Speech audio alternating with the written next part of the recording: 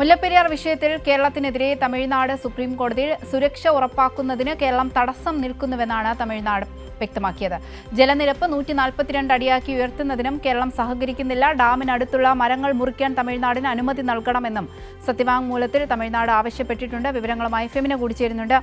ഫെമിന, ഇപ്പോൾ ഈ കേരളത്തിനെതിരെയാണ് ഈ മുല്ലപ്പെരിയാർ വിഷയത്തിൽ തമിഴ്നാട് സുപ്രീം കോടതിയെ സമീപിച്ചിരിക്കുന്നത്. അതായത് സുരക്ഷ ഉറപ്പാക്കുന്നതിന് കേരളം തടസ്സം നിൽക്കുന്നുവെന്നാണ് തമിഴ്നാട് വ്യക്തമാക്കിയിട്ടുള്ളത്.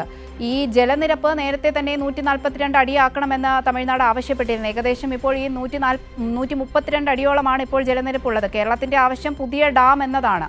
എന്താണ് വിവരങ്ങൾ? അവന്തിക, മുല്ലപ്പെരിയാർ കേസ് സുപ്രീം കോടതി പരിഗണിക്കാനിരിക്കെയാണ് ഇപ്പോൾ കേരളത്തിനെതിരെ ആരോപണങ്ങളുമായി തമിഴ്നാട് സർക്കാർ സത്യവാങ്മൂലം നൽകിയിരിക്കുന്നത്. അണക്കെട്ടിന്റെ ജലനിരപ്പ് 142 അടിയാക്കി ഉയർത്തുന്നതിനും അതുപോലെ തന്നെ ഡാം ബലപ്പെടുത്തുന്നതിനും കേരളം തടസ്സം നിൽക്കുന്നു എന്നാണ് തമിഴ്നാടിന്റെ പ്രധാന ആരോപണം. ഡാമിന്റെ സുരക്ഷ ഉറപ്പാക്കുന്നതിനോട് കേരളം സഹകരിക്കുന്നില്ലെന്നും അതുപോലെ തന്നെ മഴ, വെള്ളപ്പൊക്കം തുടങ്ങിയവയുടെ തത്സമയ വിവരങ്ങൾ കേരളം കൈമാറുന്നില്ല എന്നും തമിഴ്നാട് വ്യക്തമാക്കുന്നു. അതുപോലെ തന്നെ എമർജൻസി ആക്ഷൻ പ്ലാൻ തയ്യാറാക്കുന്നതിൽ കേരളത്തിന് അലംഭാവമുണ്ടെന്നും ആരോപിക്കുന്നുണ്ട്. മാത്രവുമല്ല, തമിഴ്നാട് സത്യവാങ്മൂലത്തിൽ ഇത്തരത്തിൽ അണക്കെട്ടിന് സമീപമുള്ള മരങ്ങൾ മുറിക്കാൻ കേരളം അനുമതി നൽകണമെന്നും സുപ്രീം കോടതിയോട് സത്യവാങ്മൂലത്തിൽ ആവശ്യപ്പെട്ടിട്ടുണ്ട്.